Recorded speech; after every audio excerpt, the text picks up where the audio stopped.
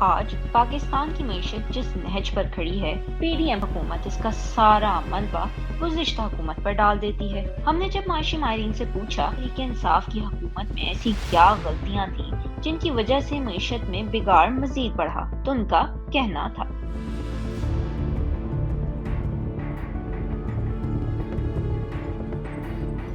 بہت سی چیزیں ایسی تھی جو ہمیں شاید بہتر کرنی چاہیے تھی، اور اس کے زیادہ تیز کرنے کے یا بہتر کرنے کے نہ کرنے کے وجوہات ہوتے ہیں۔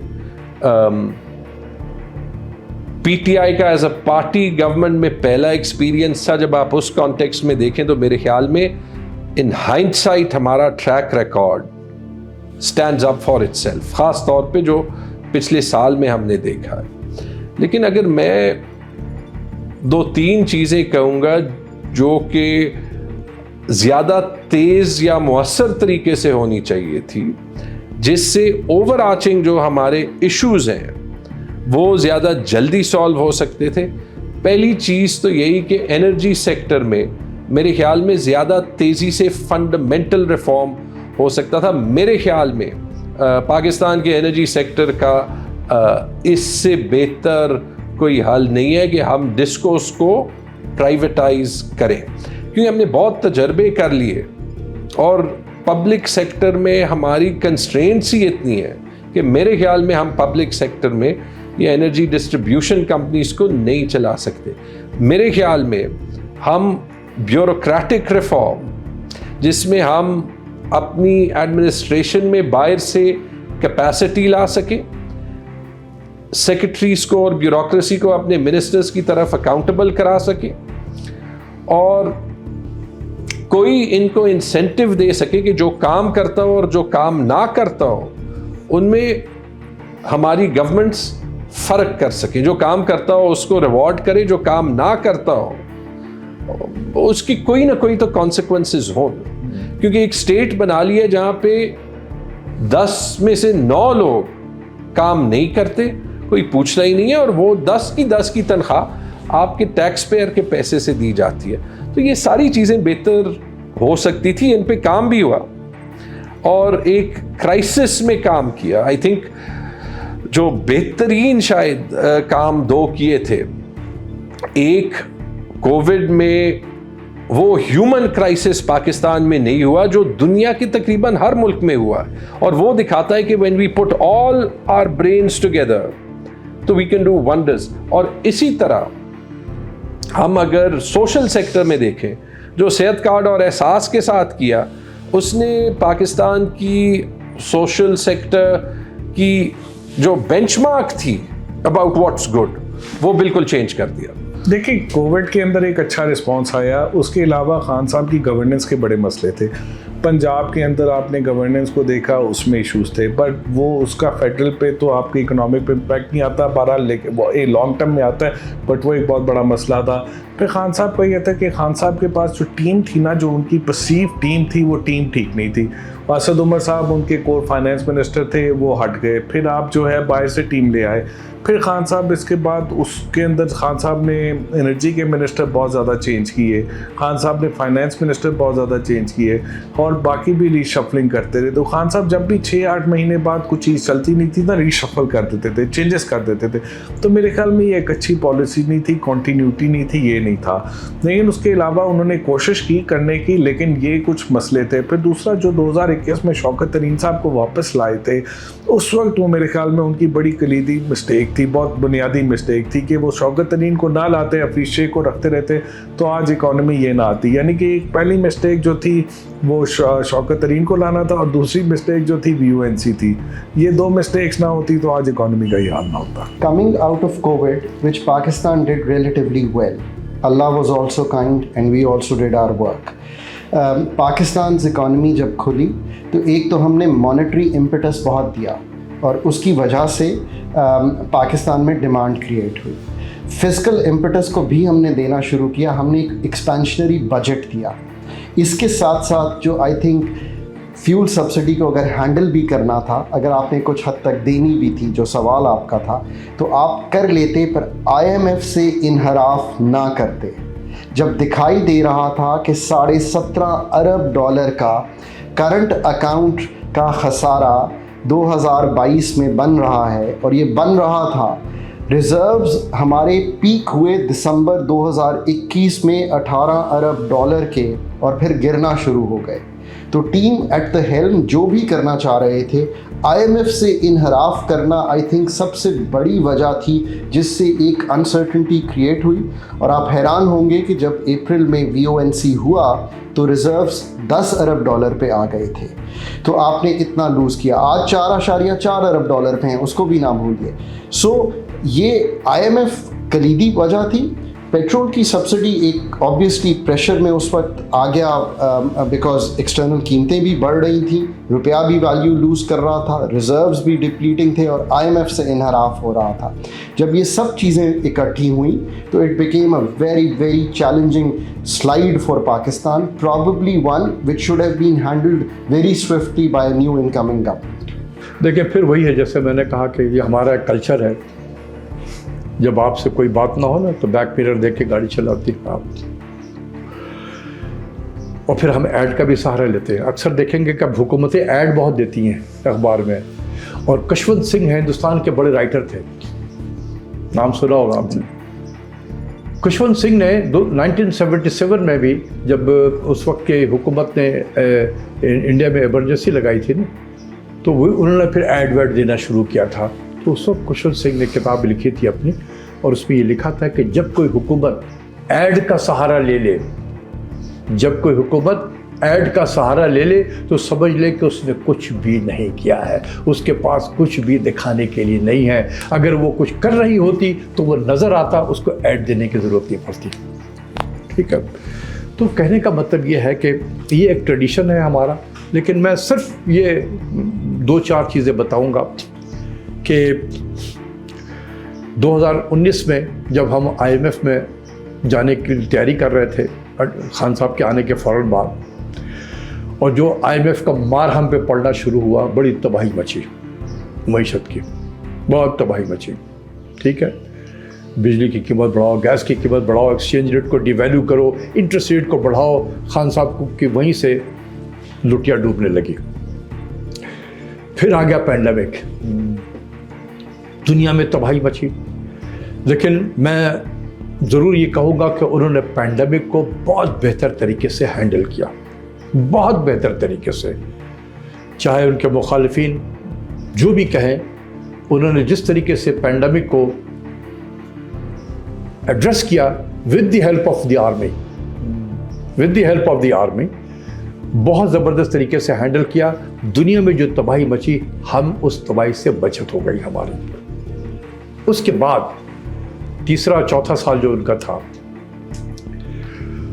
उसमें उनकी इकॉनमी रिकवर की, और जब वो छोड़ कर गए, जब उनको हटाया गया था, ये इकोनॉमिक सर्वे ही की बात कर रहा हूँ, जो इस हुकूमत ने ही वो सर्वे लॉन्च किया था। इकॉनमी 6% से ग्रो कर रही थी, और उससे पहले ये 5.7% से ग्रो की थी। ठीक है, हमारा एक्सपोर्ट्स पाकिस्तान की तारीख का सबसे ज़्यादा एक्सपोर्ट था, कुछ $30 बिलियन से क्रॉस कर गया था। रेमिटेंस पाकिस्तान की तारीख का सबसे ज़्यादा था, कोई 31-32 बिलियन डॉलर पे चला गया था। ठीक है, सोशल सेक्टर में उन्होंने बहुत बेहतरी की थी, जॉब्स भी काफ़ी क्रिएट हुए थे उसमें। ये तो उनकी अच्छी चीज़ें थी। खराबी जो थी, उनकी कमज़ोरी जिसको कहते हैं, मैं उस वक्त भी उनको कहता रहा कि सर अपने एक्सटर्नल साइड को तवज्जो दें। आप अगर एक्सपोर्ट्स बढ़ा रहे हैं तो आपके इंपोर्ट भी बहुत तेज़ी से बढ़ रहा है, खुदा के वास्ते इंपोर्ट की तरफ तवज्जो दें, इसको रेस्ट्रेन करें इंपोर्ट को। और मैं हमेशा कहता रहा कि selective and yet aggressive import compression policy आपकी होनी चाहिए। कोई तवज्जो नहीं दी। ठीक है, तो उनका मैं कहूँगा कि मईशत काफ़ी पिक कर गई थी। 6% से ग्रो करना कोई आम बात नहीं है। रेमिटेंस का बढ़ना, एक्सपोर्ट्स का बढ़ना, इन्फ्लेशन 12, 13, 14% के रेंज में रहा, और वो IMF के प्रोग्राम की वजह से था। लेकिन जो उन्होंने तवज्जो जिधर नहीं दी वो था इंपोर्ट को कंप्रेस करना। ठीक है, अब ये हुकूमत आ गई, ये जब हुकूमत आई इनके पास $16 बिलियन के रिजर्व थे, आज $4 बिलियन के रिजर्व है। तो इसमें क्या खान साहब की क्यों का कसूर है कि $12 बिलियन के रिजर्व निकल गया हो? 16 बिलियन छोड़ के गए थे ना वो। 16 मतलब ये है कि उसको आप दोनों जो स्टेट बैंक का रिजर्व और कमर्शियल बैंक दोनों का मिला ले तकरीबन 16 के करीब था। आज बहुत कम हो गया इसमें। तो आपको तो अच्छी हालत में 6% से ग्रो करने वाली इकोनॉमी मिली है। इस साल तो वो शायद कॉन्ट्रैक्ट कर जाए, जीडीपी ग्रोथ हमारा नेगेटिव भी हो सकता है, 0 या नेगेटिव भी हो सकता है। सर तो इसमें तो खान साहब का तो कोई कसूर नहीं है, हमारी मैनेजमेंट का है। इस वक्त जो हुकूमत में है उनकी मैनेजमेंट का कसूर है ना कि क्या इकोनॉमी उनके रडार पे है? The answer is absolutely not. नहीं, I will not say that because again it's easy to blame personality, easy to blame people. Policies कुछ ऐसी थी 2020-21 में essentially कोविड के दौरान कि बहुत ज़्यादा जिसे कहते हैं कि पैसा या कैश पंप किया गया था इकॉनमी में। ये दुनिया भर में हुआ था। कौन कितनी जल्दी उस पैसे को रोकता है, उस पॉलिसी से किस तरह रिवर्ट करते हैं, किस तरह उसको मैनेज करते हैं, ये चीज़ क्रिटिकल है। हम वो चीज़ मैनेज नहीं कर पाए जिसका खमियाजा हम अभी तक भुगत रहे हैं। 2021-22 में चूँकि तकरीबन ये 1 साल बाद इलेक्शन होना था, तो इमरान खान साहब की हुकूमत ने एक्सपेंशन शुरू कर दिया और मॉनेटरी पॉलिसी और आपके जो फिस्कल पॉलिसी, दोनों जो हथियार हैं आपके, उनको इस तरह इस्तेमाल किया कि साल के एंड तक हमारा बजट का खसारा तारीख़ का सबसे ऊंचा लेवल हो गया और तिजारती खसारा तारीख़ का नंबर 2 था। जो नंबर 1 है वो तो 2017-18 है, मगर 2021-22 में भी ये तकरीबन 17.4 अरब डॉलर तक पहुंच चुका था। ये एक्सपेंशनरी पॉलिसीज़ नामुनासिब थी। और फिर उन्होंने जाते जाते जो छोटे मोटे जो 10 रुपए उसमें तेल में कम कर दिया, 5 रुपए बिजली में कम कर दिया, उससे हमें कोई तकरीबन 450 से 500 अरब का नुकसान ज़रूर हुआ। मगर हुआ यह है कि जब ये हुकूमत आई है PDM की, तो आगाज़ में जो उस वक्त के जो पहले उनके फाइनेंस मिनिस्टर थे मिफ्ताह इस्माइल साहब, वो एक प्रोफेशनल आदमी हैं। उन्होंने कोशिश करके IMF प्रोग्राम को बड़ी मेहनत करके बहाल करवाया और यकीनन कुछ ऐसे सख्त इक़दामात करने पड़े इसलिए कि हालात ख़राब थे। उसके बाद जब हमारे दूसरे फाइनेंस मिनिस्टर साहब आए सितंबर में, उसके बाद में जो हमारा एक रुझान था और एक स्ट्रैटेजी थी, वो बिल्कुल ही तब्दीली कर दी इसकी हो गई। और उससे मुझे अफसोस से कहना पड़ता है, हालांकि इसाक़दार मेरे पुराने साथी हैं, कि वो सरासर गलत था। तो जो आज की पोजीशन है उसमें यकीनन कुछ हिस्सा एक्सपेंशनरी था, पॉलिसीज़ का था पिछले साल का, और कुछ इनके बदलते हुए पॉलिसीज़ का था। Well, actually, no doubt that COVID was a difficult time. Any government would have been there. They would have faced this difficulty. But the thing is कि कोई मुझे प्लान नज़र नहीं आया। देखिए, I remember when we came in 2008, we had certain parameters, certain you can say targets that we had planned that we will do this. I'll give you an example. We had planned that we will take Pakistan's export to 25 billion. At that time it was 18-19 billion. We had plans that we'll bring the interest rate from 20% to a single digit.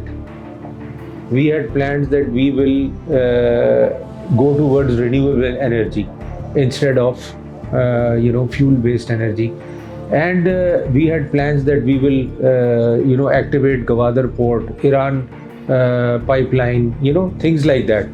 So there were some targets which we came in with, and especially at that time President Zardari was focusing on the economic situation. of Pakistan, and he had these visions with these targets. And I didn't see any target with PTI. That was the thing that I saw, that they were just running the country day to day. They had no specific plan. Like a government comes with a plan, they had no economic plan for Pakistan. Imran Khan صاحب کی جو policies تھیں بلکہ start میں ہی اگر آپ دیکھیں ان کا جب یہ آئی ایم ایف کے پروگرام میں جانا تھا، ان کی حکومت آئی، یہ وقت پہ فیصلے نہیں کر پائے اور انہوں نے تقریباً 10 ماہ ضائع کر دیے تھے، 8 سے 10 ماہ. پھر حفیظ شیخ آتے ہیں وزیر خزانہ، وہ آتے ہیں آئی ایم ایف سے پروگرام کرتے ہیں، وہ اچھا پروگرام تھا، یہ برا تھا، وہ اپنی جگہ پہ. پھر اگین تھوڑی سی اسٹیبلٹی آتی ہے. تو اپریل 2021 میں آپ بات کریں 22 کی، میں بات کروں 21 کی. اپریل 2021 میں جب انہوں نے حفیظ شیخ کو ایز اے فائنانس منسٹر ہٹایا اور شوکت ترین کو ایز اے فائنانس منسٹر لے آئے، تو وہیں سے جو پی ٹی آئی کی اکنامک پالیسیز میں خرابی شروع ہو گئی تھی. Shaukat Tarin might be a very good banker but he is not a good economic manager and a finance minister.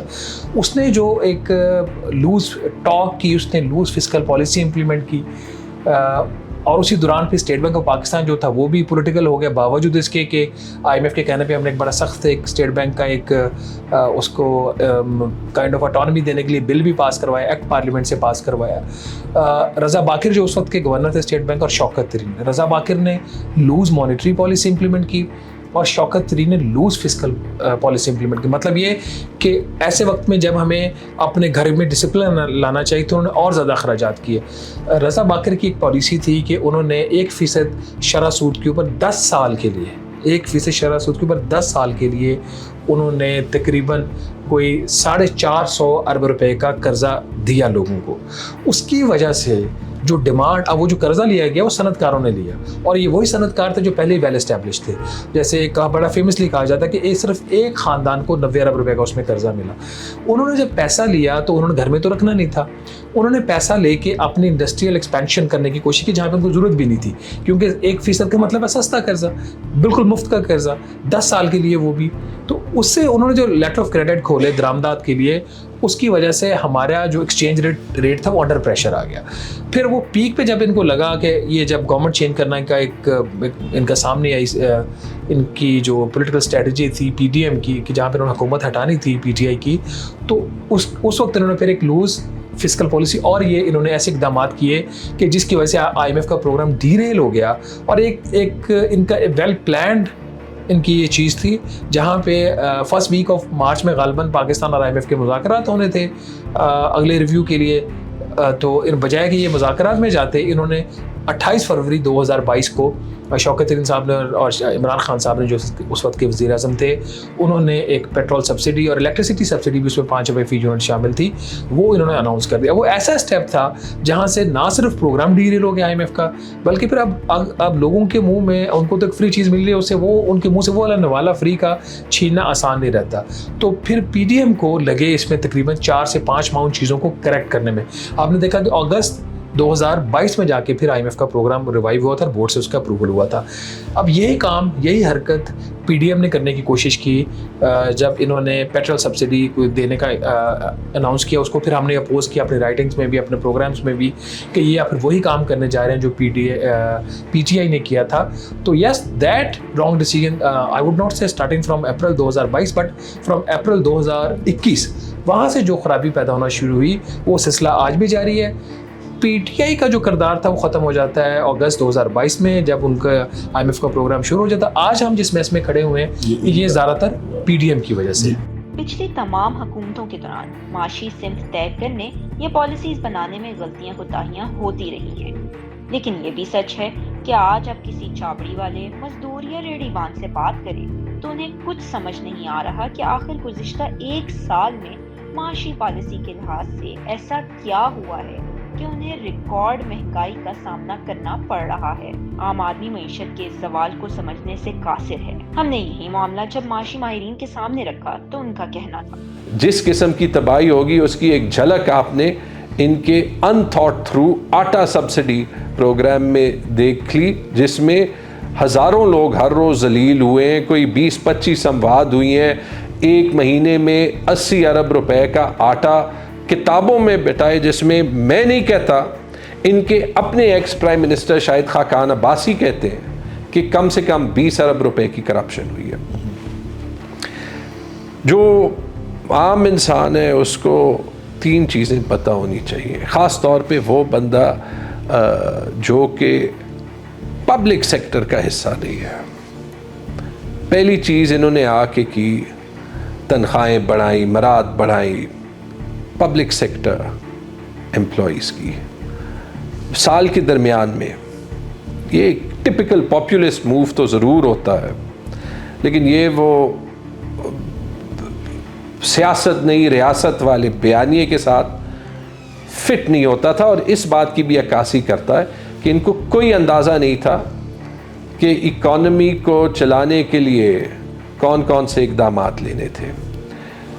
दूसरी जो चीज़ इन्होंने की जो शायद इंतहाई नुकसानदेह थी, और उसको शायद इतना फोकस नहीं मिलता जितना इसहाक डार के डॉलरनॉमिक्स को मिलता है, वो है जो मिफ्ता इस्माइल ने इंपोर्ट्स को कंट्रोल करने की कोशिश की, जिसकी वजह से एलसीज का एक क्राइसिस आया। हर चीज़ इंपोर्ट करने में जो है वो पूरा एक बाबू कल्चर का रोल आ गया, एक रिश्वत कल्चर का रोल आ गया। आई एम श्योर कि मिफ्ता इस्माइल के अपने भाई होंगे, वो इनसे नाराज़ होंगे, इनकी एक चॉकलेट की फैक्ट्री है, ये उसके लिए इंपोर्ट नहीं कर पा सकेंगे। और क्यों किया? क्योंकि ऑप्टिक्स के लिए ये चाहते थे कि ये अवाम को ये मैसेज दें कि कोई ना कोई चीज़ ये कर रहे हैं। जैसे इन्होंने शुरू में आके कहा कि हम 5 दिन नहीं 6 दिन काम करेंगे, जैसे इन्होंने ये तनख्वाहें शनख्वाहें जो है वो बग़ैर सोचे समझे बढ़ाई, वो जो इम्पोर्ट क्राइसिस की वजह से आज तक हमारी मईशत रुक बैठी है। आप ये भी आर्ग्यू कर सकते हैं कि शायद इतनी तबाही इसहाक डार ने भी नहीं की, लेकिन फिर आखिरी चीज़ वाकई जैसे ही मिफ्ता इस्माइल ने एक IMF के साथ मुआहिदा किया, और उस मुआहिदे में उसने यही कहा होगा कि ये मैं आपके साथ नहीं कर रहा, पाकिस्तान की हुकूमत कर रही है, और अगले दिन उसको लात मार के बाहर निकाला गया, इसहाक डार को लाया गया, क्योंकि इसहाक डार का जो नुस्खा था जो इन्होंने 13 से 17 तक देखा था वो इनको सही लग रहा था, और इसहाक डार ने पहले IMF को नाराज़ करके फिर जो है वो डॉलर को मैनिपुलेट करके बेसिकली जो किया 3-4 महीने में पाकिस्तान के रिजर्व्स 10-12 अरब डॉलर से 3 अरब डॉलर तक गिरा दिए, जिसके बाद ये क्राइसिस सॉल्व करना ही बड़ा मुश्किल हो गया ना, क्योंकि अब तो आपके कंट्रोल में आपके फॉरेन रिजर्व्स की डिमांड और सप्लाई है ही नहीं। आप ठीक काम करें, आप गलत काम करें, मार्केट की एबिलिटी टू स्पेक्यूलेट कि वो आप पे प्रेशर डाले, वो जो है वो डिक्टेट करेगी। इस डॉलर के रेट को रुपए की निस्बत कभी भी 280-290 तक नहीं पहुंचना चाहिए था।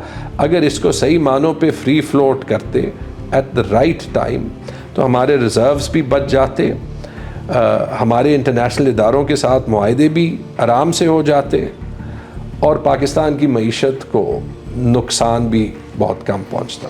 सबसे पहले 1 साल में हुआ है economy has never been on the radar, सिवाय मार धाड़ पकड़ धक्कड़ ये वो, इसके अलावा कोई काम हो रहा है? हर रोज एक कैबिनेट पे नया वजीर आ रहा होता है। आप सोचें कि जिस मुल्क की माशी हालत ये हो जो हम डिस्कस कर रहे हैं, वहाँ 80 से 85 मेंबर की कैबिनेट हो, कुछ तस्वर नहीं कर सकता। ये आपको बताता है व्हाट इज योर प्रायोरिटी।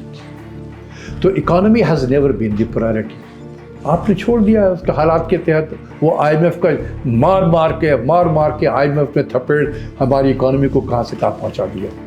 तो don't blame any other person, सीधी बात है। पाकिस्तान की इकोनॉमिक ग्रोथ जिस तरह वायर हुई है, जब भी ग्रोथ होती है जैसे पिछले साल में हुई, तो एक बैलेंस ऑफ पेमेंट्स का चैलेंज खड़ा हो जाता है, बिकॉज ये ग्रोथ पैदावारी सलाहियत, इस लफ्ज़ को हमें अपने पल्ले बांध लेना चाहिए। प्रोडक्टिविटी को बढ़ाकर नहीं आती, पर इम्पटस देकर आती है, फॉरेन बोरोइंग कर आती है, मॉनेटरी इम्पटस देकर आती है, फिजिकल का दरवाज़ा खोल कर आती है और रिमिटेंसेस से डिमांड क्रिएट करके आती है। तो ये हमारी जो इंपोर्ट है उसको बढ़ाती है, मशीनरी की भी, कंज्यूमर गुड्स की भी, और फिर हम एक करंट अकाउंट के खसारे में, यानी कि 2022 में भी $17.5 अरब पे चले गए।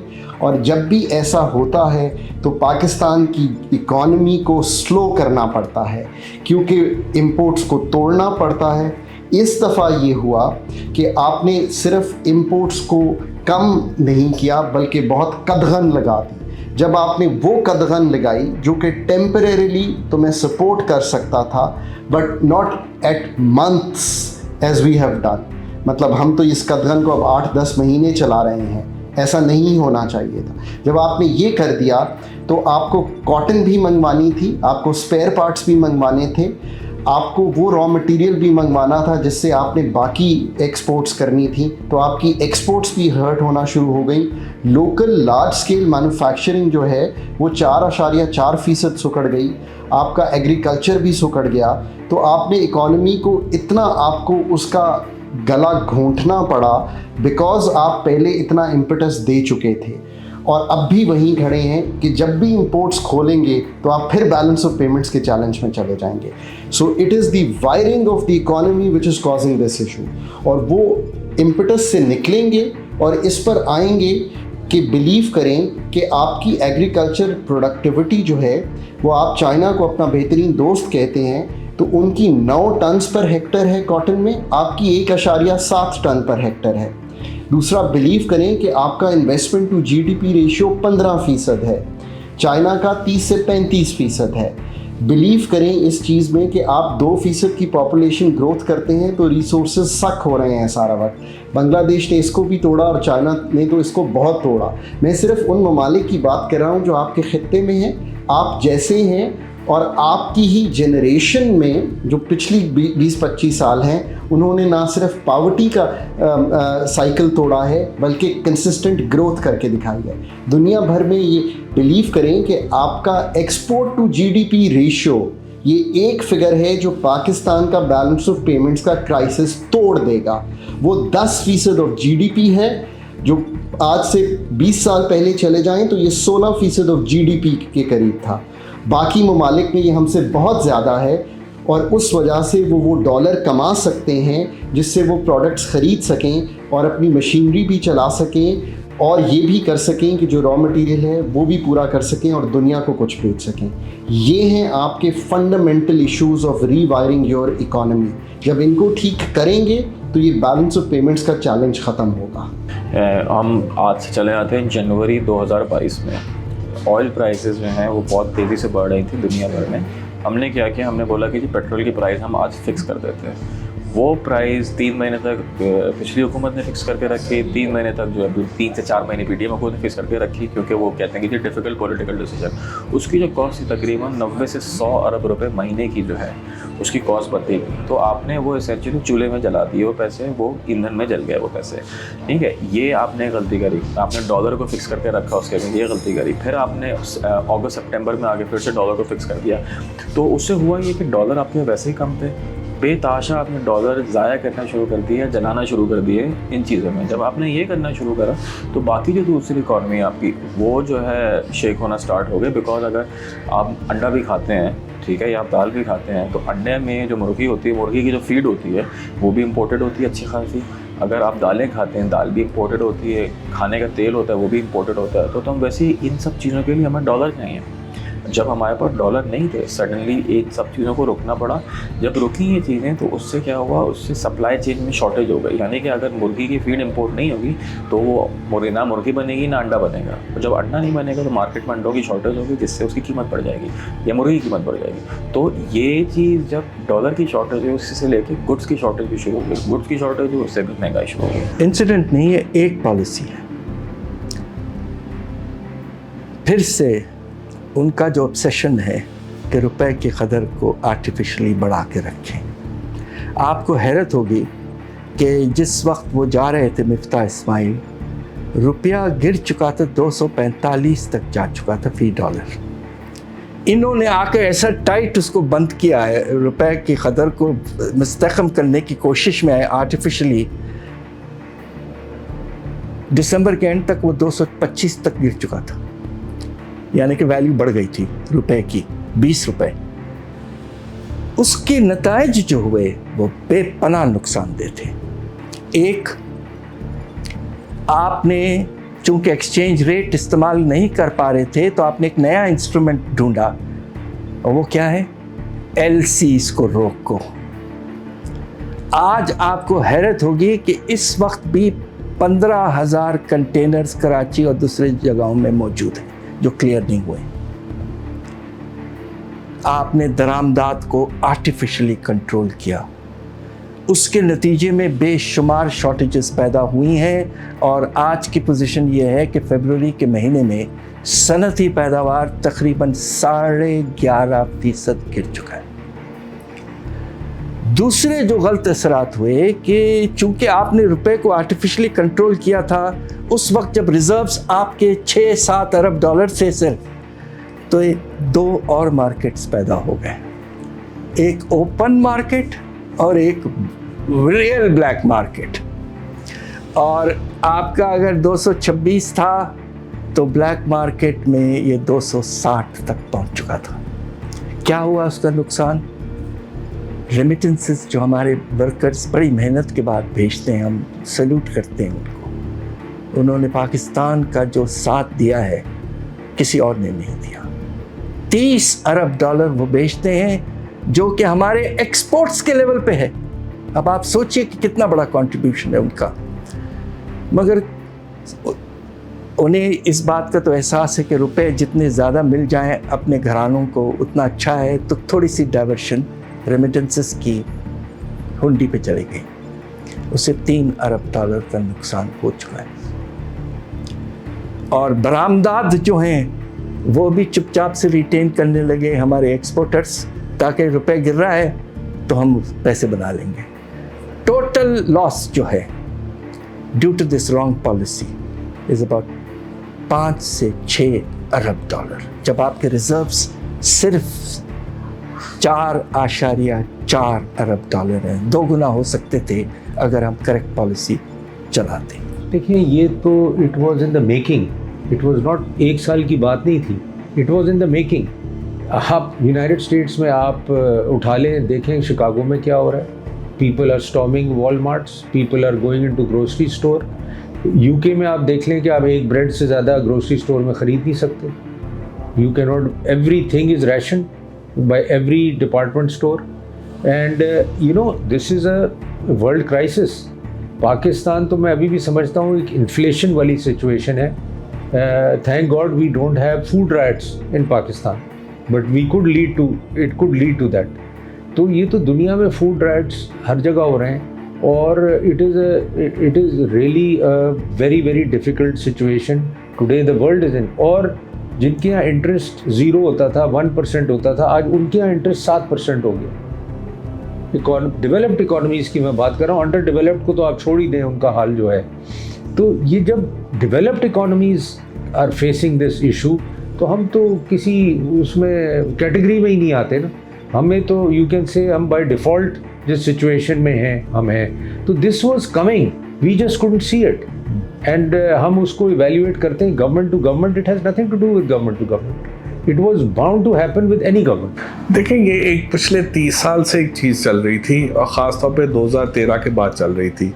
तो 2013 के बाद वो जो बीज बोया गया, बहुत सारे पावर प्रोजेक्ट्स आपने इकट्ठे लगा दिए, आपने करेंसी को एक जो है एक लेवल पे रख के आपने इकोनॉमी को बूस्ट करते रहे, जिसके ऊपर हम 2014 से कह रहे हैं कि डेट सस्टेनेबिलिटी का इशू था, वो नीचे आना था। वो जब खान साहब की हुकूमत आई तो 2019 के बाद वो बड़ा विजिबल हो गया। 18, 19, 20, 21 मुश्किल गुजरे। ठीक है, जब चीज़ें कुछ बेहतर हो सकती थी तो ये खुद आ गए। तो ये खुदा की कुदरत ऐसी है कि जो बीज इसहाकडार साहब खुद अपने लगा के गए थे, उसका फल भी वो जहर भरा खुद ही खा रहे हैं। तो खुदा की कुदरत ऐसी है कि ये हो रहा है। तो आम आदमी तो यही देखता है कि भाई पिछली दफ़ा इसहाकडार आए थे, 6% इन्फ्लेशन थी, 6% इंटरेस्ट रेट था, रावी चैन लिखता था। इस दफ़ा इसहाकडार आए हैं तो इंसान जो है वो खाने के पीछे नहीं रहा। तो ये अल्लाह की कुदरत है कि उन्होंने ये दिखा दिया। बहरहाल कहने का मकसद ये है कि 2022 का जो VONC से पहले जो वाला पार्ट था उसमें इतना नुकसान नहीं हुआ, जो उसके बाद का पार्ट था उसमें ज़्यादा नुकसान हुआ। ना सिर्फ आपने सब्सिडी ज़्यादा दी बल्कि आपने लोड शेडिंग ख़त्म करने के लिए बहुत महंगी LNG भी मंगवा दी, और उसकी वजह से आपको बाकी इंपोर्ट्स बंद करनी पड़ी, और इसकी वजह से आज लाखों करोड़ों लोग जो बेरोज़गार हैं शायद इतने ज़्यादा ना होते। देखिए मेरा ख्याल अगर पॉलिटिकली बात करें तो पॉलिटिकली जैसे ही PDM इक़्तिदार में आई, इनको आते ही इंतखाबात का ऐलान कर देना चाहिए था। उससे होता ये कि जो भी एक बुरी इकनॉमिक मैनेजमेंट इमरान खान साहब की थी वो ख़ुद फेस करते वोटर्स में जाके। अब जो नैरेटिव PTI ने बना दिया है उससे तो ये लगता है कि सारा ही जो कसूर है वो PDM का या PMLN का, ये इसकी कामयाबी है PTI की और PDM की नाकामी। 2-3 चीज़ें जो PDM को करनी चाहिए थी और उसने नहीं की। इनको आते ही या तो इलेक्शन अनाउंस कर देते, जो कि ये नहीं कर सके, और इन्होंने गवर्नमेंट में कंटिन्यू करने का फैसला किया। दूसरा काम इनको ये करना चाहिए, अगर इन्होंने करना ही था तो फौरी तौर पर वो तमाम जो सब्सिडीज़ इमरान खान साहब ने दी थी उसको ये ख़त्म कर देते, और IMF का प्रोग्राम इमीडिएटली अगर अप्रैल मई में रिवाइव हो जाता तो उसकी वजह से जो हमने टाइम वेस्ट किया, जो हमें वहाँ से पैसा भी नहीं मिला, वो हमें टाइम वेस्ट ना होता। तीसरी इनसे गलती ये हुई PDM से कि इन्होंने जब अक्टूबर 2022 में इसहाक डार साहब वज़ीर ख़ज़ाना आ जाते हैं तो इन्होंने उस वक्त फिर फैसला किया कि IMF को लिंगर ऑन करना है। जो टॉक्स स्केड्यूल थी अक्टूबर में होने वाली वो नहीं हो सकी, वो डिले होते होते हमारी वो जनवरी में टॉक्स होती हैं, और जनवरी फरवरी में जब टॉक्स हुई वो भी आपकी नाकाम हो जाती हैं। और ये वो सारे फैक्टर्स थे जिसकी, क्योंकि एक साइड पे आपके पास पैसे नहीं हैं, हमने दुनिया के पैसे ज़्यादा देने और हमारे ख़जाने में कम पैसे पड़े हुए। तो जब आपके ख़जाना आपका खाली हो तो फिर वहाँ पे आप सियासत नहीं करते।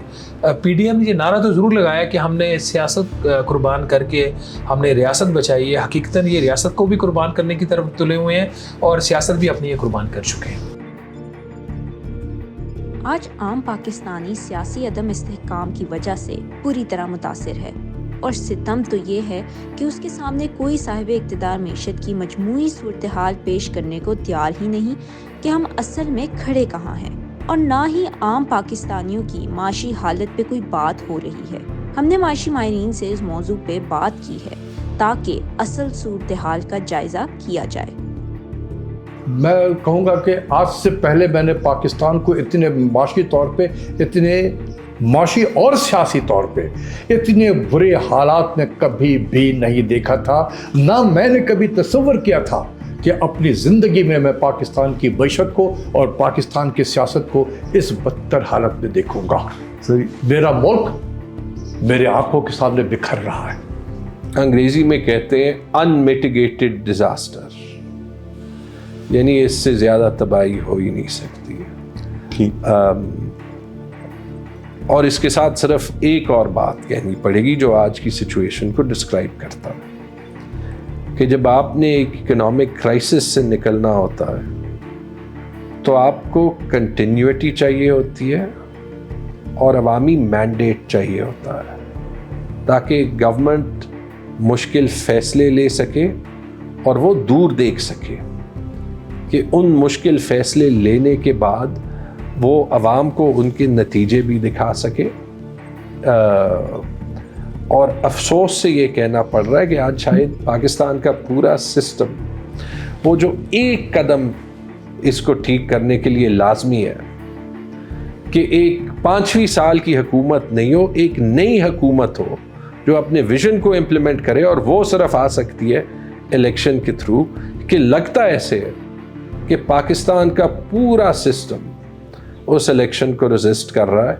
वो इलेक्शन इकोनॉमी का भी हाल है, वो इलेक्शन पाकिस्तान के पॉलिटिकल क्राइसिस का भी हाल है, वो इलेक्शन पाकिस्तान के रिफॉर्म का भी हाल है, और वो इलेक्शन पाकिस्तान की आईन और पाकिस्तान की एक जमहूरी रियासत होने की बुनियाद भी है।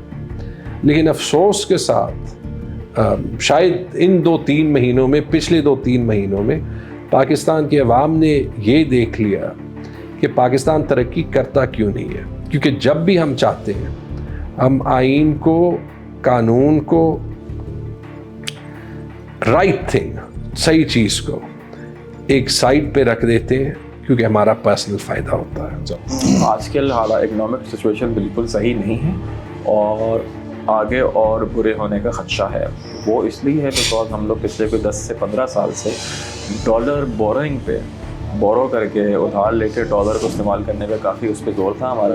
اب وہ آسانی سے ڈالر مل نہیں رہے, تو ہمیں انٹرنلی جو ہے چیزیں فکس کرنی پڑیں گی. ڈالر پہ اپنی جو ریلائنس ہے وہ کم کرنی پڑے گی. جب تک یہ ریلائنس کم نہیں ہوگی ہم اس چیز کو فکس نہیں کر سکتے. سب سے پریشان کن بات افراط زر. آپ کو حیرت ہوگی کہ اس وقت پاکستان میں کھانے پینے کی اشیاء کی قیمت 50% بڑھ رہی ہے. آٹے کی قیمت تقریباً 2 گنا ہو چکی ہے. آٹا ہمارا سٹیپل ہے. ایک تو یہ نقصان, اور دوسری طرف غربت میں بے پناہ, مجھے افسوس سے کہنا پڑتا ہے, ہمیں آنسو آتے ہیں کہ اس کی وجہ سے اور بے روزگاری کی وجہ سے اور قیمتوں میں بے شمار اضافے کی وجہ سے, خاص طور پہ کھانے پینے کی اشیاء کی بے روزگاری میں پچھلے 6 مہینے میں, خاص طور پہ سیلاب کے بعد, تقریباً 15 لاکھ ہمارے مزدور بے روزگار ہو چکے ہیں. اور اس کی وجہ سے, اور دوسرے وجوہات بھی ہیں, آپ کا جو غربت کا پیمانہ ہے وہ اس لیول پہ پہنچا ہے جو 20 سال پہلے تھا. یعنی کہ 40% ہمارے ملک کے لوگ غربت کے لکیر کے نیچے چلے گئے ہیں. اور اس سال تقریباً 2 کروڑ لوگ زیادہ غریب ہوئے ہیں. اس سے زیادہ میں آپ کو کیا کہوں. میں نے پاکستان پہ 30-35 سال ریسرچ کیا ہے. میں جب کام کرتا ہوں تو مجھے آنسو آتے ہیں, اتنا دکھ ہوتا ہے. عید کے وقت آپ دیکھیے کہ پیارے پیارے چھوٹے چھوٹے بچوں کو کچھ چیزیں بھی نہیں ملی. یہ حال ہے آج آپ کے ملک کا. اور افسوس یہ کہتے ہوئے مجھے بہت مجبور ہوں میں کہ ہمارے جو سیاسی لیڈران ہیں ان کو اس چیز کا بالکل احساس نہیں ہے. وہ آپس میں لڑ رہے ہیں بس عہدے کے لیے, اور یہاں عوام بالکل پس کے رہ گئی ہے. آج کی سچویشن ہے کہ اس وقت پاکستان کی اکانومی میں اتنے برے حالات کبھی نہیں رہے. ایک بڑا سیریس ڈیفالٹ کرائسس ہے. پاکستان کے زمانے کی سب سے زیادہ انفلیشن ہے, انمپلائمنٹ ہے, اور بہت مشکل حالات ہیں. اور آپ کا ملک جو ہے اس سے بھی اور بری طرح لیبنان, سوڈان, اس طرح کے ملکوں سے کمپیریزن ہو رہا ہے. ایون سری لنکا بہتر نظر آ رہا ہے. تو بہت مشکل حالات ہیں. دیکھیں جی, اس وقت ہم ایسے کہتے ہیں نا امپلائی ڈیفالٹ یا ٹیکنیکل ڈیفالٹ تو آلریڈی ہے. آپ نے امپورٹ ریسٹرکٹ کی ہوئی ہیں. دیکھیے ایگزیکٹ سچویشن یہ ہے کہ Pakistan is faced with economic problem. We need international support and which we are getting, but we are not getting as expected. We need to go back into the IMF program and we need to stabilize Pakistan's economy. اور کوئی agenda ہونا بھی نہیں چاہیے کسی government کا بھی. And I think that is what the government should focus on and make sure that these things happen regardless کہ کس کی گورنمنٹ ہے کس کی گورنمنٹ نہیں. اس وقت حالات پاکستان کی اکانومی کے بہت زیادہ خراب ہیں. تاریخ کی جو آپ کی 60 سالہ تاریخ ہے اس میں ہائیسٹ ہماری سب سے زیادہ اس وقت مہنگائی کی شرح تقریباً 36.4%. یہ ایوریج ریٹ ہے. ایکچوئل جو مہنگائی کی شرح وہ کہیں زیادہ, دیہاتوں میں یہی شرح کوئی 40% سے بھی زیادہ ہے. تو اس کی وجہ سے لوگوں کی جو آمدن ہے وہ تو شاید اتنی نہ بڑھی ہو, بٹ ان کے اخراجات بے تحاشا بڑھ گئے, جس کی وجہ سے لوگوں کو بہت زیادہ پریشانی کا سامنا کرنا پڑ رہا ہے. اس کے ساتھ ہی حکومت کے پاس فارن ایکسچینج نہیں ہے, اس کے پاس سرمایہ نہیں ہے غیر ملکی کہ وہ اپنا جو اکانومی کا پہیہ چلانے کے لیے جو ہماری ضروریات ہیں, چاہے وہ درآمدات سے ہیں, وہ پوری کر سکے. تو وہ ضروریات پوری نہ ہونے کی وجہ سے ملک کے اندر اس وقت جو امپورٹنٹ گڈز ہیں, اشیاء کھانے پینے کی ہیں یا کنزیومیبل گڈز ہیں, آپ کو گاڑی چاہیے, گاڑی نہیں آپ کو مل رہی. آپ ایک کپڑے کی دکان پہ جاتے ہیں تو کچھ ایسی آپ کی ریکوائرمنٹس ہوتی ہیں جو آپ کی لوکلی میڈ نہیں ہے, فورن میڈ ہوتی ہیں, وہ آپ کی نہیں پوری ہو رہی. اسی طرح بہت ساری ایسی صنعتیں جو آپ کے عام استعمال کی اشیاء بناتی ہیں, لیکن وہ بنانے کے لیے اس کے لیے جو را مٹیریلز ہے وہ باہر سے آتا ہے, وہ نہیں नहीं मिल रहा, तो इकॉनमी के अंदर एक शॉर्टेज पैदा हो चुकी है अशिया की, और उसके बाद फिर दूसरा बड़ा उसके ऊपर ओवर एंड अबव प्रॉब्लम आ गया, वो उनकी कीमतों का आ गया। तो एक तो हमारा ये क्राइसिस हो गया। तीसरा इसके साथ ये प्रॉब्लम हो गई कि जो रियासत जो हुकूमत है, हुकूमत के जो अखराजात हैं वो काबू में नहीं आ रहे, और उसके जो महसूलात हैं वो नहीं बढ़ रहे, और ना ही इनके पास इस किस्म का मुझे लगता है कोई प्लान है शॉर्ट टर्म में कि ये चीज़ों को ये दुरुस्त कर पाएंगे। तो ये सारे फैक्टर जब वो इन कॉम्बिनेशन ऑफ दैट, जब ये सारी चीज़ें इकट्ठी हो गई हैं, तो पाकिस्तान जो है उसकी जो इकॉनमी है वो अपनी तारीख की एक बुरे तरीन पीरियड से गुजर रही है। और कहा यह जा रहा है कि इस वक्त की सूरत हाल है शायद 5-6 दहाइयों में भी इतनी ख़राब और बुरी सूरत हाल नहीं थी। माजी में जब भी पाकिस्तान के ऊपर इकनॉमिक क्राइसिस आया तो ब्लैक इकॉनमी या जो इनफॉर्मल इकॉनमी होती है उसने पाकिस्तान के लोगों को बचाया, उनको खाने पीने की चीज़ें उनको फराहम होती थी। चूँकि इस दफ़ा हुकूमत के पास डॉलर्स नहीं है, वो इम्पोर्ट्स को वो रिस्ट्रिक्ट कर रही है, जिसकी वजह से बहुत सारी ऐसी इंपॉर्टेंट चीज़ें जो आपकी इनफॉर्मल इकॉनमी का भी पहिया चला रही होती है, रॉ मटीरियल्स में, सेमी फिनिश गुड्स में, या फिनिश गुड्स अब सस्ती चीन से ला के पाकिस्तान में बेचते हैं, ताजरों की भी इसमें वो जो सेल्स है वो अफेक्ट हो रही है। तो ये सारे फैक्टर्स ऐसे हैं और कि पाकिस्तान बुरे तरीन वक्त से गुजर रहा है और अगले 1 से 2 साल में हालात शायद ऐसे ही रहेंगे। गुज़िश्ता 1 साल में आपने बार बार सुना होगा कि पाकिस्तान डिफ़ॉल्ट होने जा रहा है। हत्ता कि हुकूमती वज़ीर तक कहते रहे कि हम डिफ़ॉल्ट कर चुके हैं। लेकिन हमेशा की तरह आम आदमी की ज़िंदगी से जुड़े इस इंतहाई संगीन मामले पर मिल बैठकर अवाम को एतमाद में लेने के बजाय सियासी बयानात की नज़र किया जा रहा है। असल सूरत हाल है क्या हम वाकई ही डिफ़ॉल्ट करने जा रहे हैं, और अगर ऐसा है तो नताइज क्या होंगे? जानिए माहिर मईशत क्या कहते हैं। we're not going to default, अभी हम डिफ़ॉल्ट नहीं कर रहे। डिफ़ॉल्ट की कंडीशन होती है कि जो हमारे कोई एक्सटर्नल डेट होल्डर है, यानी कि वो लोग जिन्होंने पैसे दिए हैं उनको हम पैसे वापस नहीं कर पाए, हम बाकी सारी चीज़ों को रोक के अपना पेट काट के उनको पैसे दे रहे हैं, तो डिफ़ॉल्ट तो टेक्निकली अभी नहीं होता। हाँ, ये ज़रूर हो रहा है कि हमारे पास डॉलर मौजूद नहीं है दूसरी चीज़ों को लेने के लिए, दूसरी चीज़ों की फंडिंग करने के लिए। हमारे पास जो है फिस्कल रूम जिसको कहते हैं, यानी कि आपके पास इतने टैक्स रेवेन्यू नहीं है कि आप आगे जाके ख़र्चा जो है कर सको, एजुकेशन पे कर सके, हेल्थ पे कर सके, सारी चीज़ों को मैनेज कर सके। You know, as a person who has seen the Pakistan economy so closely, I very strongly hope that we would not default per se, which means कि हम अपने कमर्शियल या किसी डेट पे कभी भी डिफ़ॉल्ट करें। इसका बहुत बड़ा ताल्लुक इस चीज़ से होगा कि हम IMF का प्रोग्राम कंटिन्यू करें, हम 9वां रिव्यू कंप्लीट करें, हम 10वां रिव्यू कंप्लीट करें, हम 11वां रिव्यू कंप्लीट करें, हम एक बजट दें जो मुल्क को संभालने का बजट हो। इससे मेरा मतलब ये है कि ये फिस्कल एक्सपेंशन की बजाय हम एक ऐसा बजट दें जो रिच को टैक्स कर सके, बिकॉज हमने टैक्सेशन की बिल्कुल बात नहीं की। जो पाकिस्तान का 10% टैक्स टू GDP रेशियो है और 70% इनडायरेक्ट टैक्सेशन है, इन दोनों चीज़ों को बदल सके ताकि रिलायंस बोरोइंग की इंटरनेशनल की बजाय DRM डोमेस्टिक रिसोर्स मोबिलाइजेशन पे हो। सो IMF के रिव्यूज़, पाकिस्तान का बजट और डेट रीप्रोफाइलिंग का एफर्ट, अगले साल आपको 22 से 25 अरब डॉलर की डेट एमोटाइजेशन करनी है। 5-8 अरब डॉलर का अगर करंट अकाउंट भी बन जाए तो 30 अरब डॉलर के करीब चाहिए। Pakistan is not a case that is not right for debt reprofiling, मैंने इसकी बारहा बात की है। और फिर IMF का एक और प्रोग्राम, और इस सब को ओवरलैप करती हुई चीज़, अगर आप चिकन एंड एग स्टोरी में बिलीव करते हो अंग्रेज़ी की, तो जो दोस्त ममालिक हैं उनसे अच्छी economic diplomacy. I have always said China is an all weather friend. 2 अरब डॉलर वापस गए, 2 अरब डॉलर वापस आ गए, फ्री फाइनेंस हो गए, जबकि IMF नहीं भी हुआ था। UAE और दुबई से भी उम्मीद है, और सऊदी अरेबिया से भी उम्मीद है, और कतर से भी उम्मीद है कि वो ज़रूर बजटरी सपोर्ट को आएंगे। पर उसके साथ साथ ये जो मैंने बाकी चीज़ें कही हैं ये कीजिए। और फिर सबसे बड़ी उम्मीद ये है कि आने वाली हुकूमत granular level micro and macro economic reforms हमारे सामने रख सकेगी। अगर वो नहीं करेंगे तो please come back in 5 years and do an interview, I will give you exactly the same perspective. IMF के साथ प्रोग्राम आगे नहीं बढ़ रहा है,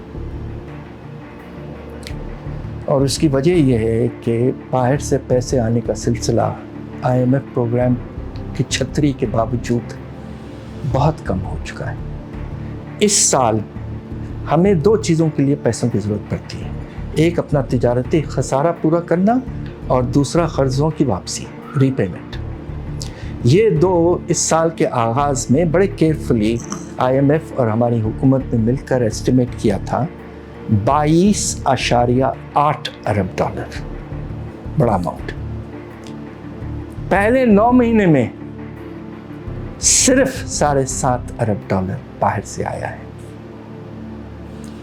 इसलिए हमारे रिजर्व्स जो हैं वो 1-1.5 साल पहले 17 अरब डॉलर थे, आज 4 पे हैं।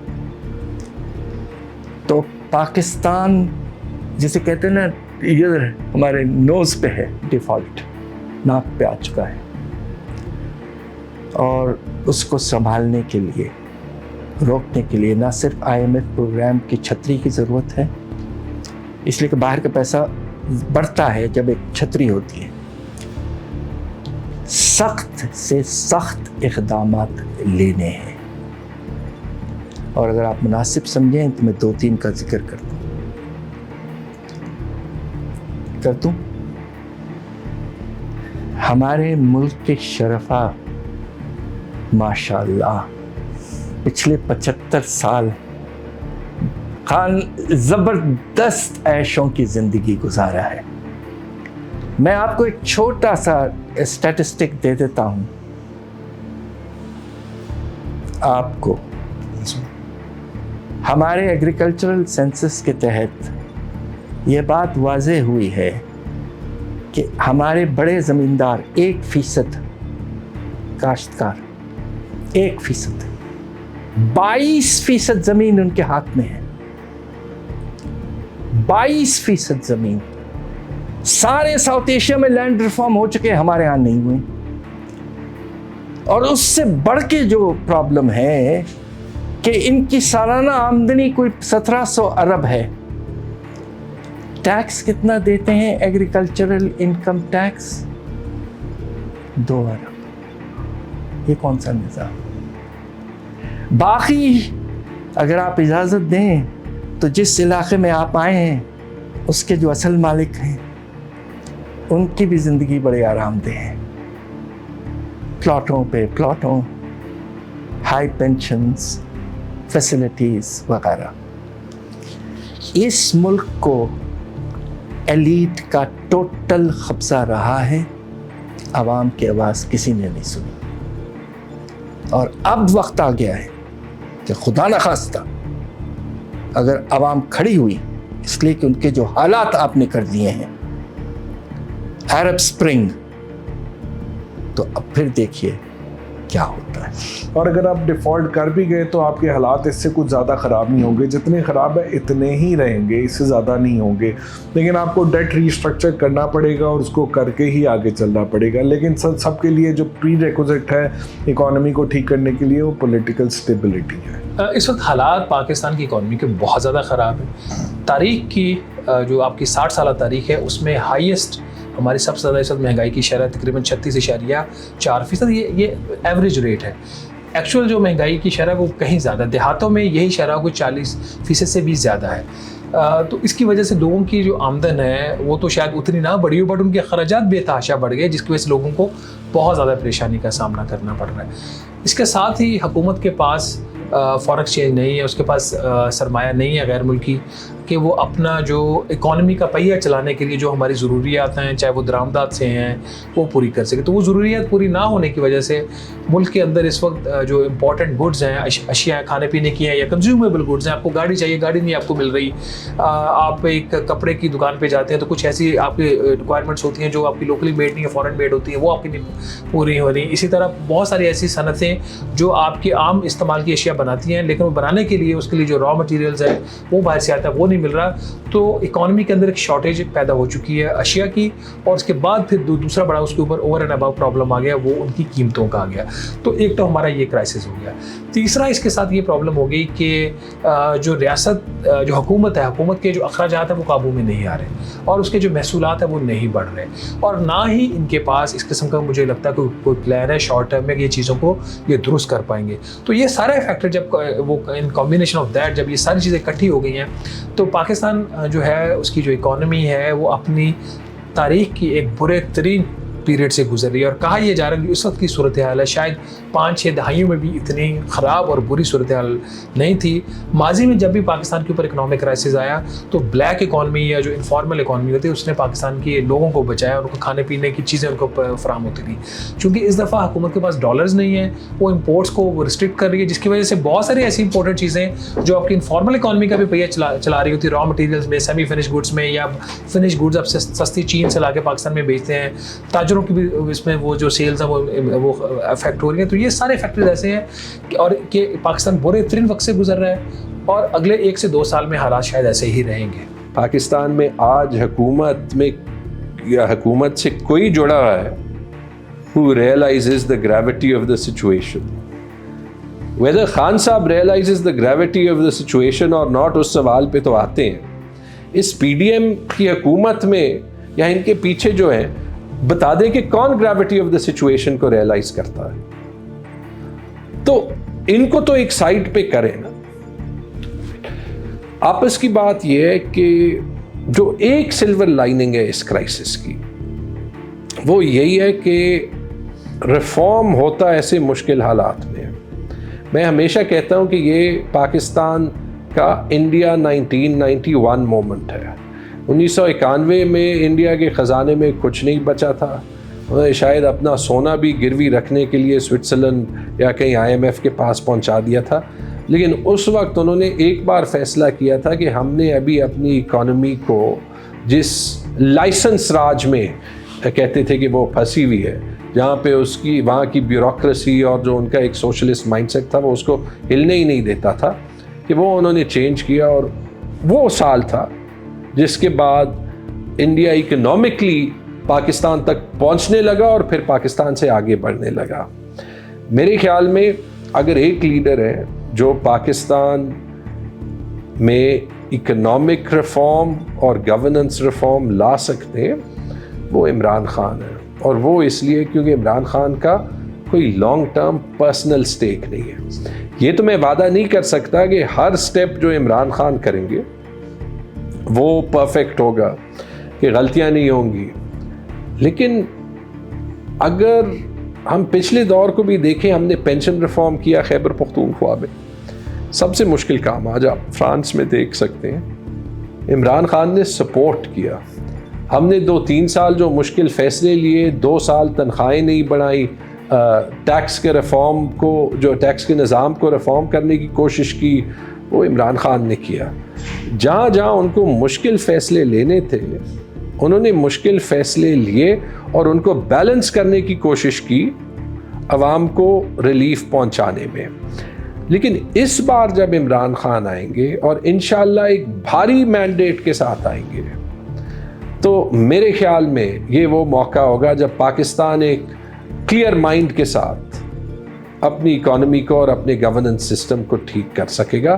عمران خان کے پاس واقعی وہ ٹیم بھی ہے اور اس سے زیادہ ضروری وہ نیت بھی ہے کہ وہ پاکستان پہ گورننس اپنے لیے نہیں کرنا چاہ رہے، پاکستان کی تقدیر بدلنے کے لیے کرنا چاہ رہے۔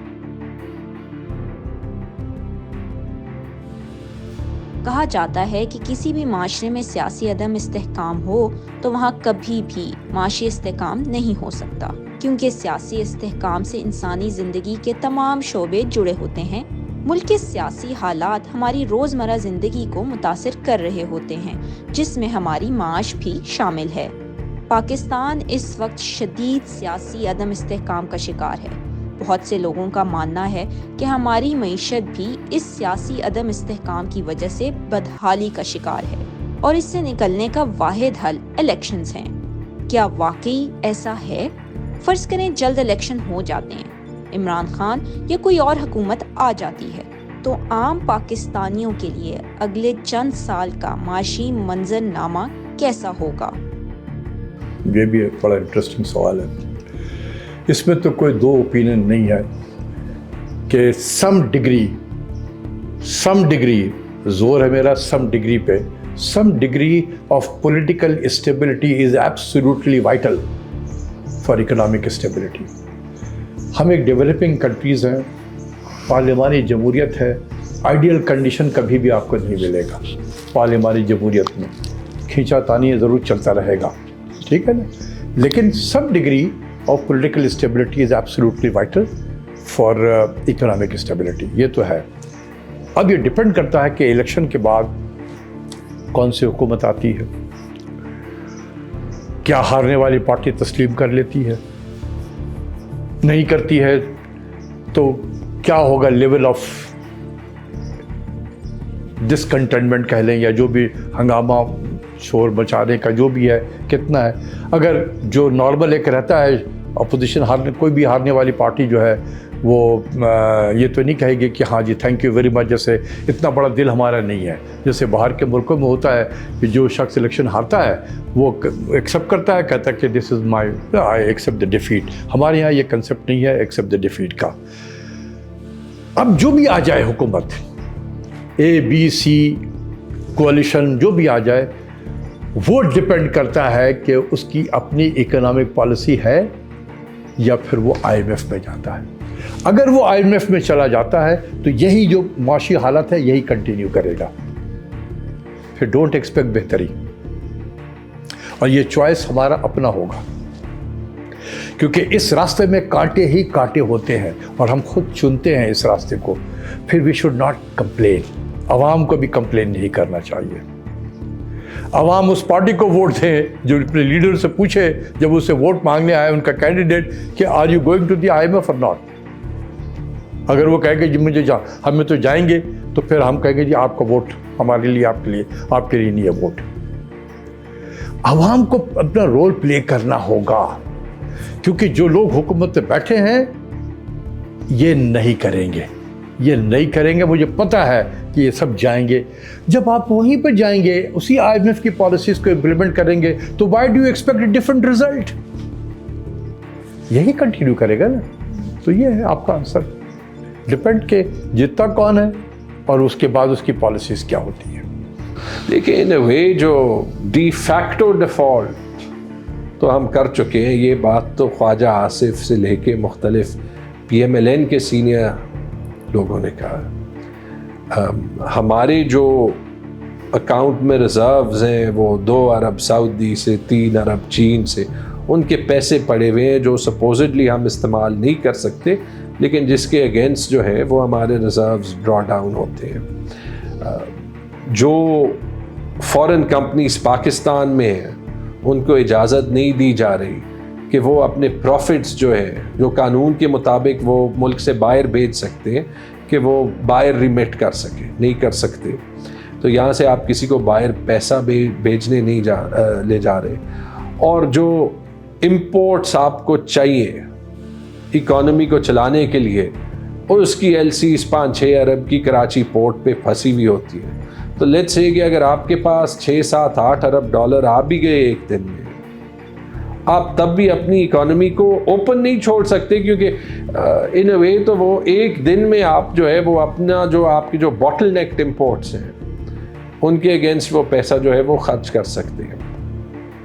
तो अभी तो हमने ऑलरेडी अपने आप को एक ऐसी पोजीशन में डाल दिया है, एक ऐसे सिचुएशन में डाल दिया है कि हमें अपने रिजर्व्स भी बिल्ड करने और अपनी इकोनॉमी पे फॉरेन बिजनेसेस को, लोकल इन्वेस्टर्स को, फॉरेन पाकिस्तानीज़ को जो कि 3-3.5 अरब डॉलर महीने के बेचते थे, कि उनको उनकी कॉन्फिडेंस बिल्ड करने की ज़रूरत है। इस हुकूमत पे तो नहीं होनी है। लेकिन हालांकि ये एक state of de facto default है। फ़िलहाल आपके बैनुल अक़वामी इदारों के साथ रिश्ते तो हैं, अगर फॉर्मल डिफ़ॉल्ट भी हो जाए, अगर आप अपने कर्जे ना दें, तो उसके बाद जो इन्फ्लेशन के साथ, महंगाई के साथ होगा, शायद वो रेट डबल हो जाए। जब वो रेट डबल हो जाएगा तो स्पेक्यूलेशन इकॉनमी में और भी ज़्यादा होगी। जो फ्लाइट कैपिटल है, जो लोग अपने पैसे बाहर बेचना चाहते हैं, जो डॉलराइजेशन है इकॉनमी की, वो मज़ीद तेज़ होगी। तो वो तो हम किसी हाल में नहीं अफोर्ड कर सकते। और उसमें ताज्जुब की बात यह है कि इतने मुश्किल फ़ैसले ले के भी ये जो हुकूमत है वो IMF के साथ अपने मामलात क्लोज़ नहीं कर पा रही। اور اس کی وجہ یہ ہے کہ جب آپ کا جھوٹ بولنے کا ایک کلچر ہو تو پھر آپ کو سمجھ ہی نہیں آتی یہ جو جھوٹ آپ کے منہ سے نکلتا ہے وہ نیچرلی نکلتا ہے. آئی ایم شیور کہ in terms of the state of the economy ہماری اسٹیبلشمنٹ کو بھی جھوٹ بولتے ہیں. آئی ایم شیور یہ تو بلکہ ہمیں پتہ ہے کہ آئی ایم ایف کو یہ بار بار ایک ایک چیز پہ غلط نمبرز دکھاتے ہیں. صوبائی سرپلسز پہ جھوٹ بولا, عوام کو بار بار جھوٹ بول رہے ہیں کہ آج 5 دن میں ہو جائے گا, 6 دن میں ہو جائے گا, جبکہ کام وہ کر رہے ہیں جو ایک ٹھیک ٹھاک اکانومی میں بھی اس طریقے سے نہیں کرنا چاہیے. جیسے جب آپ کے پاس پیسوں کا کنسٹرینٹ ہو تو آپ 80 ارب روپے کا آٹا ایک مہینے میں بغیر کسی ریگولیشن کے مفت کا نہیں بانٹتے ووٹ خریدنے کے لیے. آپ کی ایکشنز دکھاتی ہے کہ آپ ایک رسپانسبل گورنمنٹ ہے یا نہیں ہے, اور یہ گورنمنٹ نہ رسپانسبل ہے نہ ان کی کوئی کیپیبلٹی ہے. اندھیرے میں پاکستان جا رہا ہے, اینڈ آئی ہوپ کہ جتنی جلدی الیکشن ہو سکے گا تاکہ کوئی ایسی گورنمنٹ آئے کہ ہم پاکستان کو صحیح سمت پہ لے جا سکیں. جو پاکستان کی اکانومی کے ساتھ ہو رہا ہے, at least the people of Pakistan don't deserve this. دیکھیں جی, جو بھی الیکشن ہوں گے یا یہ اگر سمجھ لیں کہ یہ حکومت جاتی ہے اور بیچ میں کیئر ٹیکر آتا ہے, آپ کو ایک نیا پروگرام سائن کرنا پڑے گا جس کے لیے آپ کو ڈیٹ ریسٹرکچرنگ کی ریکویسٹ کرنی پڑے گی, جس میں 1 سال سے 1.5 سال لگے گا, اور جو حالات یہ چل رہے ہیں اس سے تھوڑے اور نیچے آئیں گے, اور اس کے بعد چیزیں کچھ بہتر ہوتے لگیں گی. تو آپ کی بات صحیح ہے, 2-3 سال تو حالات مشکل رہیں گے. اور جہاں آپ کا خیال ہے عمران خان کو میرے خیال میں اس وقت ریئلائزیشن ہے اس چیز کی, شاید 2018 میں نہیں تھی ان کو ریئلائزیشن, پی ڈی ایم کو شاید 2022 میں نہیں تھی, بٹ آج خان صاحب کو بڑی اچھی طرح ریئلائزیشن ہے کہ وہ کیا حالات آئیں گے. whoever inherits needs to inherit it for at least 4 years 5 years جو بھی کہ الیکشن کا سائیکل ہوتا ہے, کیونکہ اب جو بھی انہیریٹ کرے گا اس کو 1.5 سال چیزوں کو فکس کرنے میں لگے گا, چیزوں کو مینیج کرنے میں لگے گا. اس سے پہلے چیزیں جو ہے فکس نہیں ہوں گی نہ مینیج ہوں گی, کیونکہ ابھی بھی جو حکومت ہے وہ کوئی نہ فکس کر رہے ہیں, وہ صرف بس چلا رہے ہیں کہ اگلے الیکشن تک ہو جائے گا, کچھ بھی مینیج کر لیں. تو جو بھی آئے گا اس کو کم از کم 1 سے 1.5 سال اس چیز کو مینیج کرا جائے گا, پھر وہ گروتھ کی طرف جائے گا. تو جو بھی ہے وہ ایٹ لیسٹ 4 سے 5 سال آئے گا تو کچھ ہوگا. اگر بیچ میں پھر سے اس طرح کی ڈسٹربنس ہوگی پھر کچھ نہیں چل پائے گا. Any incoming government would inherit extreme short-term challenges, a big debt reprofiling looking us in the face, a need for an IMF program, a need to muster economic diplomacy to pick up funds from the friendly countries. This is the easier part though. The difficult part that it will inherit is کہ مطلب میرے خیال میں energy sector کو اگر ری ویمپ نہیں کریں گے تو پاکستان کی اکانومی آنے والے 3 سے 5 سال میں نہیں چلے گی. اگر ایگریکلچر سیکٹر پروڈکٹیوٹی جو کئی جگہ پہ 1/3 ہے کمپیئر ٹو آر نیبرس, اس کو اگر ری ویمپ نہیں کریں گے تو حکومت نہیں چلے گی. اگر domestic resource mobilisation 10% of GDP پہ رکھے ہوئے ہیں اور 70% انڈائریکٹ ٹیکسیشن ہے, اس کو ٹھیک نہیں کریں گے اور یہ ریئلائز نہیں کریں گے کہ پروڈکٹیو سیکٹرز پہ زیادہ ٹیکسیشن ہے, اور ریئل اسٹیٹ اور ایگریکلچر انکم ٹیکس اور کیپٹل گینز ٹیکس آن پراپرٹی اور پراپرٹی پہ اموویبل پراپرٹی پہ ٹیکسیشن نہیں ہے. اگر اس کو ٹھیک نہیں کریں گے اور اپنے ٹیکس ٹو GDP کو 15% کے قریب نہیں لے کے جائیں گے by doing the things that I am asking you to do, تو پاکستان ہمیشہ ڈپینڈنٹ رہے گا فارن انفلوز پر. سب سے زیادہ ضروری ہے کہ جو بھی چیف ایگزیکٹو اگلا آئے گا, and this is my most sincere advice to them, build a competent team. یہ نہیں ہے کہ پاکستان میں ایک generalist executive overlapped with a political set up which needs a lot of preparation, and a private sector جو risk لینے سے گھبراتا ہو اور ڈپینڈنٹ ہو ان سبسڈیز پہ, اس ملک کی تقدیر کو بدل سکتا ہے. So find a competent set of people, identify key ministries. Let me do it for you. The Energy Ministry to begin with, the Agriculture Ministry as second, the Q Block, my home for a very long time, the Ministry of Finance. Do 3 reforms in these key ministries. آخری والے میں expenditure اور taxation کا reform آتا ہے. سب سے پہلا energy کا ریفارم اور پھر ایگریکلچر کا ریفارم, اور اپنا ڈیولپمنٹ بجٹ جو ہے اس کو ری الائن کیجئے اور اس پروجیکٹ بیسڈ ڈیولپمنٹ سے نکل کر اس سوچ پہ جائیے کہ پاکستان کی سافٹ ویئر کیسے بننی ہے. اور وہ انڈیا نے اپنی جو سافٹ ویئر کی تھی ایکسپورٹ, وہ صرف اس لیے نہیں کی تھی کہ انہوں نے یہ ڈیسائیڈ کیا ایک دن. انہوں نے جب IITs بنا لیے اور ادھر سے بہت سی پیداوار آ گئی تو یہ ایکسپورٹ بنی تھی. So think about those at the end. اور یہ یاد رکھیے کہ Pakistan is ripe for liberalisation, Pakistan is ripe for privatisation and Pakistan is ripe for deregulation. But یہ سب کام تب ہوں گے جب آپ یہ ریئلائز کریں گے کہ پالیسی جو ہے وہ پیورلی ایک ہی چیز پہ ڈپینڈنٹ ہے, اور that is the quality of HR you bring in. And if you bring in good HR, you will have good 5 years of democracy and prosperity for the people of Pakistan.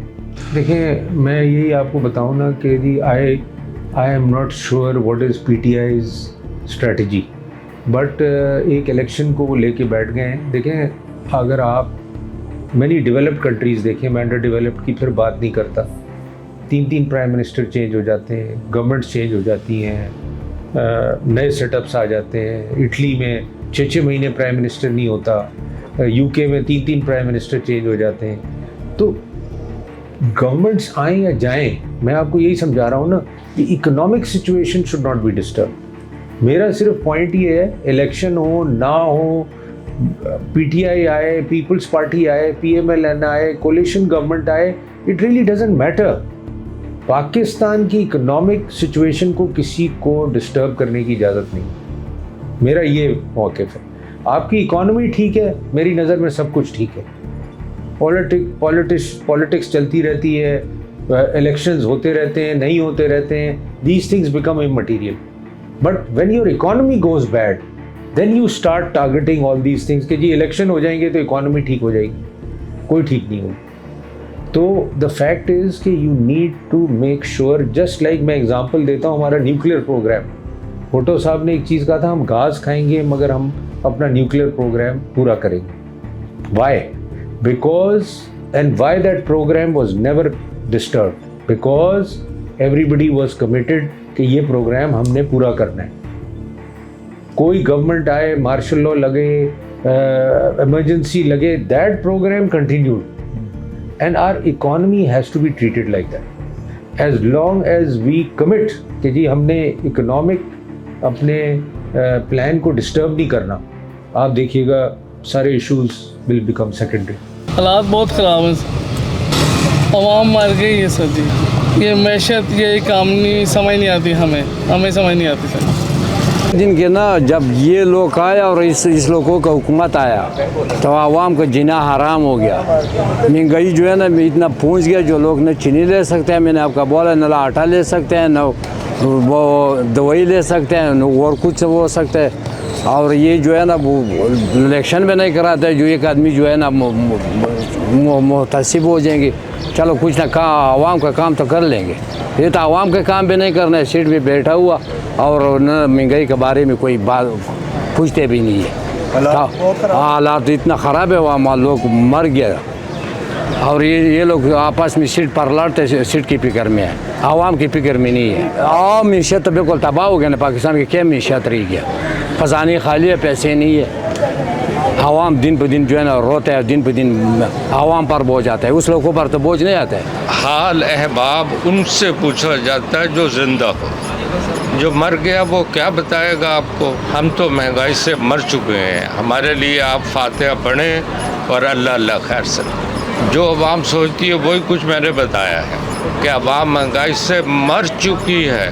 آپ نے حال احوال اگر پوچھنا ہے تو آپ پھر وہ پارلیمنٹ میں چلے جائیں یا کسی اور بڑی جگہ, وہ آپ کو اپنے حال احوال بتا. ہم تو عوام ہیں, ہمارا شمار عوام میں ہے, تو عوام جو ہے وہ تو مر چکی ہے. اب کوئی مسئلہ باقی نہیں رہا. معیشت, ڈالر, اکانومی 9 مہینوں سے تو ان سے بھی ہم سن رہے ہیں کہ اگلے ہفتے ہو جائے گا IMF سے معاہدہ. تو آپ کس کا اعتبار کریں, اب تو کوئی اعتبار نہیں.